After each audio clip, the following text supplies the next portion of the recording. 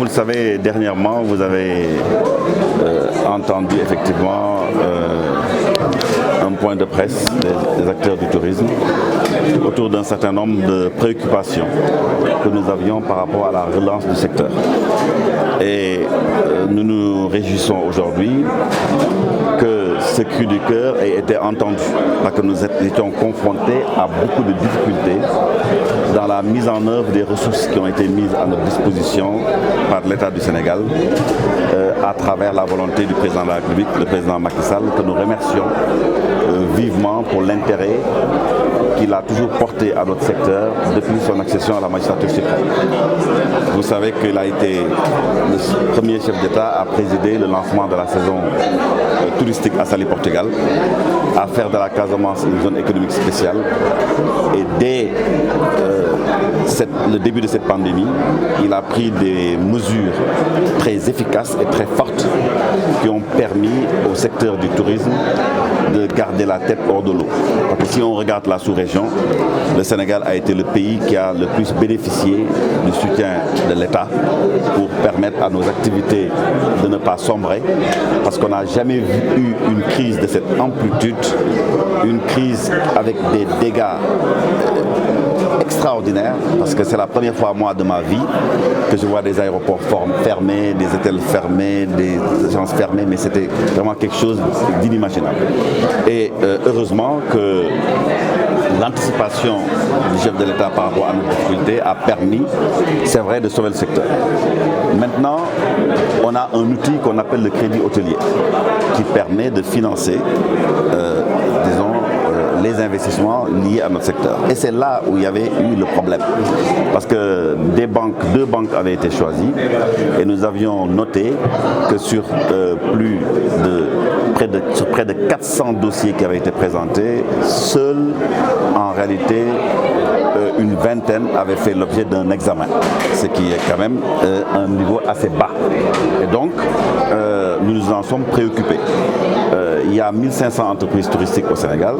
Je veux dire, quand on examine, je veux dire, encore une fois, sur 380 dossiers présentés, qu'une vingtaine de dossiers, ça pose problème. Il y a également le problème des garanties exorbitantes qui sont demandées, encore une fois, aux professionnels, qui sont déjà dans la crise, dans la tourmente.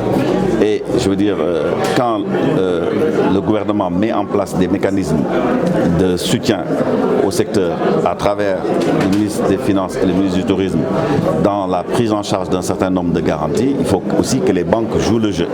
Et nous n'avons pas eu l'impression que c'était le cas, parce que, encore une fois, beaucoup d'acteurs ont dû renoncer à cause justement de ces garanties dites exorbitantes. Mais là, encore une fois, le ministre Alioune Sarr nous a reçus aujourd'hui, nous a écoutés et nous a compris. Parce que des mesures immédiates ont été prises par le ministre pour que nos préoccupations, qui sont des préoccupations justes, fondées, soient prises en compte. Et véritablement, nous nous félicitons de la qualité de cette rencontre. Comme vous le savez, nous n'avons pas la langue de bois. Quand ça ne va pas, nous disons que ça ne va pas. Et quand ça va, nous disons que ça va. Les discussions ont quelquefois été houleuses, tendues même, mais encore une fois, nous sommes arrivés vraiment au résultat escompté. Et c'est tout à l'honneur donc du ministre d'avoir rapidement provoqué cette rencontre, de nous avoir écoutés, de nous avoir compris. Et je pense que là, nous repartons sur de nouvelles bases. Il faut simplement prier pour que la relance du tourisme soit effective. Et véritablement, nous comptons, comme toujours, sur le soutien de l'État, qui, dans un premier temps, nous avait accordé un financement pour les BFR, c'est les besoins en fonds de roulement. Et nous espérons d'ailleurs que, comme cela a servi à préserver l'emploi en finançant 3 mois de fonds de roulement, nous osons espérer que l'État examinera d'une manière positive la possibilité de transformer ces BFR en subventions pour les professionnels parce que, vous savez, on a financé pour 3 mois, mais la crise dure depuis plus de 2 ans et malgré tout ça, nous avons quand même maintenu l'emploi dans le cadre du pacte de stabilité économique et sociale. Donc je crois que nous espérons que de ce point de vue-là aussi, notre appel sera entendu par le président de la République, le président Macky Sall, comme il l'a toujours fait à chaque fois qu'il s'est agi, encore une fois, de prendre les bonnes décisions pour le secteur du tourisme. Il faudra que nos 2 ministres, des Finances et du Tourisme, puissent régler ce problème parce que la BND est une banque nationale. Il s'agit quand même d'une décision souveraine du président de la République d'appuyer le secteur du tourisme, qui est un secteur prioritaire dans le cadre, n'est-ce pas, de 2 banques, la NCA et la BNDE. S'il y a des problèmes avec la BNDE, il appartient effectivement au ministre, n'est-ce pas, de voir qu'est-ce qui se passe, pourquoi la BNDE ne suit pas et qu'on puisse trouver une solution. Je pense que là, il s'est engagé à le faire et nous espérons qu'une solution sera trouvée parce qu'il est normal que la BND, qui est une banque nationale, donne l'exemple et puisse participer effectivement au financement de la relance du secteur.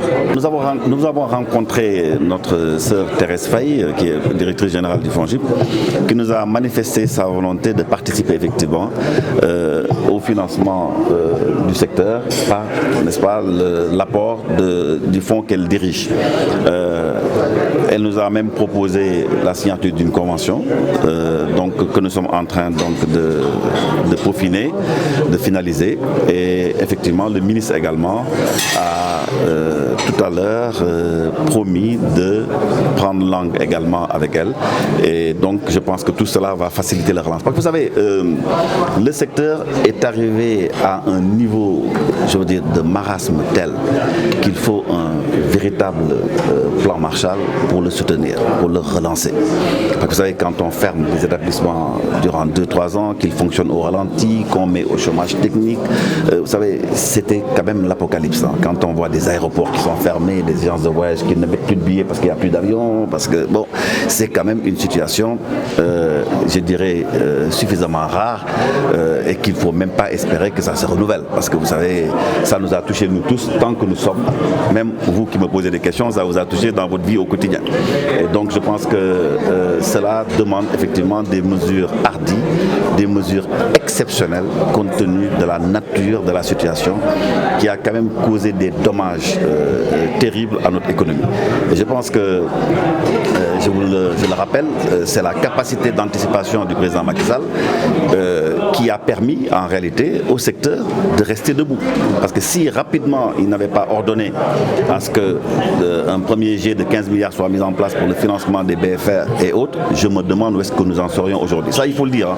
Nous ne sommes pas là pour... je veux dire, il faut reconnaître encore une fois ce que le président Macky Sall a fait pour nous. Ça, nous ne le remercierons jamais assez, vraiment, pour les mesures qu'il a prises et qui ont permis à notre secteur de rester debout. Maintenant, c'est dans la phase de financement de l'investissement, c'est-à-dire la relance de notre outil de travail, qu'il y a eu des problèmes dans la mobilisation des ressources. Depuis donc la première phase, je veux dire, comme je vous l'ai dit, 2 établissements financiers ont été choisis, mais à ce jour, le total des financements sur les 50 milliards qui sont prévus pour le tourisme, il n'y a pas eu plus de 9 milliards au total qui ont été décaissés. Donc, ça veut dire qu'il y a quand même un problème à ce niveau-là. Il fallait donc identifier ces problèmes. C'est ce que nous avons fait aujourd'hui avec le ministre, dont nous saluons la disponibilité et véritablement la prise en compte par lui de nos préoccupations. Vous avez, je l'ai même taquiné en disant, mais voilà, il est fast-track parce que bon, il a pris tout de suite les mesures qu'ils imposaient. Mais de toute façon, nous avons fait une évaluation. Hein. Si nous avons crié, c'était pour nous faire entendre. Nous nous sommes fait entendre. Donc aujourd'hui, il faut aller de l'avant. Nous sommes comme Saint Thomas, nous croyons que ce que nous voyons. Je veux dire, nous préférons, comme je le dis toujours, le miel sur la langue que dans les oreilles. On va évaluer, comme le souhaite d'ailleurs le ministre, régulièrement. Le ministre d'ailleurs a demandé une réunion maintenant beaucoup plus régulière du Crédit Hôtelier pour permettre d'absorber toutes les demandes de financement. Et je pense que véritablement, nous sommes sur la bonne voie et nous sommes satisfaits de la rencontre que nous avons eue aujourd'hui avec le ministre Alioune Sarr.